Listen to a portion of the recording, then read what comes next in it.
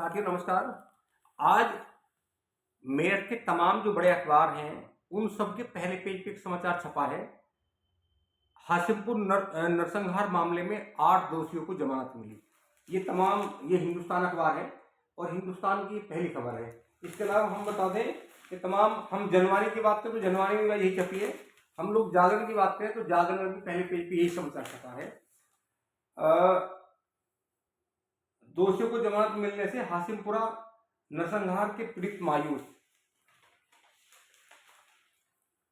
इसमें भी पहले पेज पे जो है ये हाशिमपुरा नरसंहार के 8 दोषियों को सुप्रीम कोर्ट से जमानत मिली। तो एक बार मैं पढ़कर सुनाऊंगा क्योंकि ये मसला मेरठ का है और चूंकि काफी पुराना मसला है, मैं इसके बारे में आज बात करूंगा आपसे। आज जो पहले पेज पे हेडिंग लगा है ये है कि हाशिमपुरा नरसंहार के 8 दोषियों को सुप्रीम कोर्ट से मिली जमानत। सुप्रीम कोर्ट ने शुक्रवार को 1987 के कुख्यात हाशिमपुरा नरसंहार के 8 दोषियों को जमानत दी थी।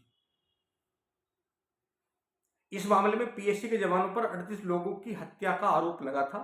जस्टिस अभय एस ओका और अगस्टीन जॉर्ज मसीह की पीठ ने 4 दोषियों की ओर से पेश वरिष्ठ अधिवक्ता अमित आनंद तिवारी की दलीलों पर गौर किया कि दिल्ली हाईकोर्ट द्वारा निचली अदालत की ओर से उन्हें बरी किए जाने के फैसले को पलटने के बाद वे लंबे समय तक कारावास में रहे हैं। अमित आनंद तिवारी ने समीउल्लाह, निरंजन लाल, महेश प्रसाद और जयपाल सिंह का प्रतिनिधित्व करते हुए कहा कि याचिकाकर्ता हाईकोर्ट के फैसले के बाद से 6 साल से अधिक समय से जेल में हैं। याचिकाकर्ताओं को पहले भी निचली अदालत द्वारा बरी किया जा चुका है। ट्रायल और अपील प्रक्रिया के दौरान उनका आचरण अनुकरणीय था। याचिकाकर्ताओं को बरी करने के निचली अदालत के तर्कपूर्ण फैसले को हाईकोर्ट ने गलत आधार पर पलट दिया। शीर्ष अदालत ने इन दलीलों पर गौर किया है। इसमें यह था कि दोषियों ने हाईकोर्ट के फैसले के बाद 6 साल से जेल में होने का दिया हवाला। इस मामले में पीएससी के जवानों पर 38 लोगों की हत्या का आरोप लगा। तो एक बार हम बता दें कि इसमें जो इनसाइट क्या लिखा है उसमें था कि घटना में 38 लोगों की हो गई थी मौत। दरअसल हाशिमपुरा कांड 22 मई 1987 को हुआ था, जब पीएससी की 41वीं बटालियन की सी कंपनी के जवानों ने सांप्रदायिक तनाव के दौरान मेरठ के हाशिमपुरा से लगभग 50 पुरुषों को कथित तौर पर घेर लिया था। पीड़ितों को बाहरी इलाकों में ले जाकर गोली मार दी और उनके शवों को एक नहर में फेंक दिया। घटना में 38 लोगों की मौत हो गई थी तथा केवल 5 लोग ही इस भयावह घटना को बयां करने के लिए बचे थे। हालांकि आज अखबार ने इसे प्रमुखता छापा है और जो गवाह बचे थे उनके बयान लिखे हैं, उनका क्या दर्द है। हाशिमपुरा मेरठ में है, ये मेरठ में कांड हुआ था 1987 में। बहुत फेमस कांड था, तमाम लोग जानते हैं। इसको लेकर बहुत दिन से लगातार कोर्ट में मामला चल रहा है, कोर्ट में सुनवाई भी चल रही है। तो एक बार हम बताएंगे, एक अखबार ने, दैनिक जागरण ने इसे पेज नंबर 6 पे लिखा है। इसमें उनका दर्द बयान है जो पीड़ित परिवार है। तो इसमें लिखा है कि 2018 में दिल्ली हाईकोर्ट ने 16 को सुनाई थी आजीवन कारावास की सजा। निचली अदालत ने कर दिया था बरी, हाईकोर्ट ने पलटा था फैसला। तो यह है, इसमें लिखा है कि 22 मई 1987 को शहर में दंगों के दौरान हाशिमपुरा में पीएससी के जवानों पर नरसंहार का आरोप लगा था। आरोप था कि लोगों को गोली मारकर गंगा नहर में फेंक दिया था। इसमें 38 लोगों की मौत हो गई थी, जबकि फेंके गए लोगों में गंभीर रूप से घायल 5 लोग जीवित बच गए थे। 31 अक्टूबर 2018 में दिल्ली हाईकोर्ट ने निचली अदालत के बरी करने के फैसले को बदलते हुए आरोपित 16 पीएससी जवानों को दोषी ठहराया था। कोर्ट ने इन्हें आजीवन कारावास की सजा सुनाई थी। सुप्रीम कोर्ट द्वारा 8 दोषियों को जमानत देने की खबर आई तो हाशिमपुरा के पीड़ित परिवारों में मायूसी छा गई। कहा कि उनके साथ धोखा हुआ है, वह इस संबंध में अधिवक्ता से मिलकर दोबारा से याचिका लगाएंगे।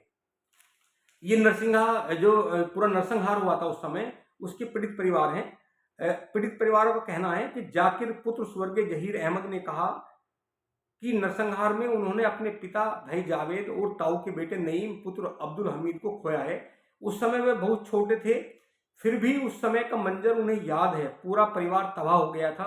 बड़ी मुश्किल से जिंदगी पटरी पर आई है, पर दोषियों को जमानत मिलने से एक बार फिर से दिल को ठेस लगी है। शमसुद्दीन पुत्र जमालुद्दीन ने बताया कि उन्होंने अपने बड़े भाई अमरुद्दीन को खोया है। उन लोगों ने इंसाफ के लिए बहुत लंबी लड़ाई लड़ी है। वर्ष 2018 में जब आरोपितों को दोषी ठहराते हुए आजीवन कारावास की सजा सुनाई थी तो उन्हें कोर्ट के फैसले से राहत मिली थी, लेकिन अब सुप्रीम कोर्ट ने उन्हें जमानत देकर पीड़ित परिवार के साथ धोखा किया है, ऐसा पीड़ित परिवार का कहना है। ये अखबार में क्योंकि उनका बयान है। नसीब बाना ने बताया कि सिराज अहमद हम 4 बहनों का इकलौता भाई था।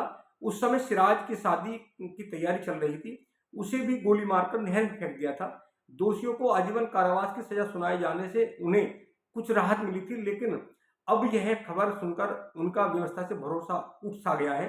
इस्लामुद्दीन ने कहा कि निजामुद्दीन हम 4 भाइयों में सबसे छोटा था। भाई के हत्यारों को सजा दिलाने के लिए उन्होंने मेरठ कचहरी से हाई कोर्ट और सुप्रीम कोर्ट तक पैरवी की। अब सुप्रीम कोर्ट ने दोषियों को जमानत देने का जो फैसला किया है वो उन्हें नागवार गुजरा है। तो ये बता दें कि ये हाशिमपुरा नरसंहार बड़ा प्रसिद्ध था। जब 1987 में मेरठ में दंगा हुआ था तो उस समय ये आरोप है परिवार के लोगों का कि जब दंगा हुआ तो पीएससी की एक बटालियन थी, उन्होंने हालांकि जब दंगा होता है तो दोनों ओर से मारपीट होती है। पीएससी को भी कहीं ना कहीं चोट लगी होगी, दूसरे पक्ष को भी चोट लगी होगी। इनका आरोप है कि पीएससी ने सीधी गोली चला दी थी और गोली चलाकर ऐसी सबको अपने ट्रक में भरकर गंगा नहर में फेंक दिया था वहां। लेकिन कुछ लोग फिर भी बच गए थे, जो लोग बचे उन्होंने गवाही दी। लगातार कोर्ट में मुकदमा चल रहा है। तो क्योंकि ये बहुत फेमस प्रकरण मेरठ में रहा, ये दंगे का जो दंश था ये तो बहुत सारे लोगों ने झेला। उस समय बहुत लंबे समय कर्फ्यू लगा और कर्फ्यू का हाल ये था उस समय कि बहुत सारे जो नौनिहाल घरों में होते थे उनके लिए दूध की व्यवस्था नहीं होती थी, जो बुजुर्ग होते थे उनके लिए भोजन की व्यवस्था नहीं होती थी। जब कर्फ्यू लगता है तो कर्फ्यू का मतलब है कि सब कुछ नाकेबंदी कर दी जाती है। और जिस तरह जब दंगा भड़का और जिस तरह की ये आरोप लगे हैं हाशिमपुरा कांड को लेकर, ये लगातार पिछले लगभग 20-25 सालों से लगातार कोर्ट में ये प्रक्रिया चल रही है। अब सुप्रीम कोर्ट ने किस आधार पर जमानत दी उस पर कोई हम टिप्पणी नहीं करेंगे। सिर्फ दर्द इन परिवारों का है। इन परिवारों को कहना है कि उन्हें आजीवन कारावास की सजा हुई थी, लेकिन सुप्रीम कोर्ट से उन्हें जो है उनकी जमानत होगी। इस बात को लेकर दर्द भी है। हालांकि हम पूरा विस्तार से इस पर चर्चा भी करेंगे और कल तमाम दर्शकों को इसके बारे में बताएंगे और जो पीड़ित परिवार है उनसे आपको रूबरू भी कराएंगे। तो फिलहाल यही, क्योंकि आज ये तमाम जो मेरठ के अखबार हैं, प्रतिष्ठित अखबार हैं, बड़े अखबार हैं, सब अखबारों ने इस समाचार को जो आरोपी माने गए थे पीएससी के जवान, उन्हें चूंकि आदेश हुए हैं जमानत बाहर आने के, इस बात को लेकर उनका दर्द छलका है जो पीड़ित परिवार है और उन्होंने ये बात अखबारों से कही है। हम कल उनसे बात करेंगे और अपने दर्शकों को बताएंगे 1987 का दंगा नहीं तो एक दौर ऐसा भी था कि चाहे 1981 का मामला हो, चाहे 1982 का मामला हो, चाहे 1987 का मामला हो, चाहे 1989 का मामला हो, प्रदेश के बहुत सारे ऐसे जिले थे जहां अलग अलग शहरों में दंगा भी हुआ, अलग अलग सालों में हुआ। चाहे अलीगढ़ हो, चाहे मुरादाबाद हो, चाहे आगरा हो, चाहे कानपुर हो, चाहे मेरठ हो, ये उत्तर प्रदेश के ऐसे बड़े जिले हैं कि यहाँ कई बार बवाल हुए हैं, दंगे हुए हैं और दंगे में न जाने कितने लोगों की जान गई है। तो चूंकि हाशिमपुरा कांड बड़ा फेमस कांड रहा है, कोर्ट में लंबी प्रक्रिया चली, इसके बारे में हम आपको कल विस्तार से जानकारी देंगे। आप लगातार देखते रहिए 7 इंडिया न्यूज। मित्रों, आपसे रिक्वेस्ट है कि आज चूंकि हम लोगों ने सिर्फ जो अखबार में छपा है, जो पीड़ित परिवार का दर्द है वो बताया है, एक बार आप कमेंट भी करके बताइए जो हमने आपको अखबार के उस समाचार की सुर्खियों के बारे में अवगत कराया। आप बहुत सारे लोगों को इसके बारे में पता है कि ये कांड कैसा था, क्योंकि इसको लेकर बहुत सारा हाशिमपुरा बड़ा फेमस रहा।